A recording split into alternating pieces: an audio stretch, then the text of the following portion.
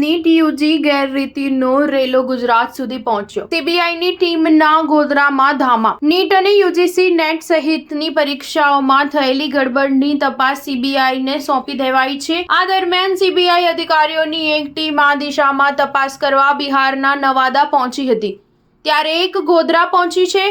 અત્રે ઉલ્લેખનીય છે કે નીટ યુજી 2024ની ગત તારીખ 5 મે 2024ના રોજ લેવાયેલી પરીક્ષામાં ગેરરીતિઓ અંગે director department of higher education Bharat સરકાર દ્વારા પોલીસ ફરિયાદ કરવામાં આવેલી છે. આ અંગેની તપાસ સીબીઆઈ દ્વારા કરવામાં આવી રહી છે. આ પરીક્ષામાં થયેલી ગેરરીતિ અંગેની ફરિયાદ ગોધરા તાલુકા પોલીસ મથકમાં તારીખ 8 મે 2024ના રોજ નોંધવામાં આવી છે.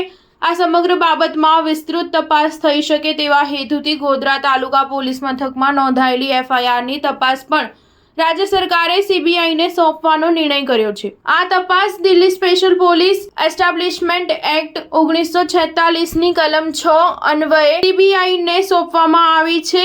રાજ્ય સરકારના ગૃહ વિભાગે આ સંદર્ભમાં નોટિફિકેશન પણ જારી કર્યું છે. કેન્દ્રીય શિક્ષણ મંત્રાલય તરફથી કહેવામાં આવ્યું છે કે એનટીએએ 5 મે 2024ના રોજ ઓએમઆર મોડમાં નીટ પરીક્ષાનું આયોજન કર્યું હતું, જેમાં ગેરરીતિના આક્ષેપ બાદ ભારત સરકારના શિક્ષણ મંત્રાલયે સમીક્ષા બાદ કેસની ઊંડી તપાસ માટે સીબીઆઈને સોંપવાનો નિર્ણય કર્યો છે. સ્ટાર ન્યૂઝ 7 હંમેશા સચ્ચાઈની સાથે.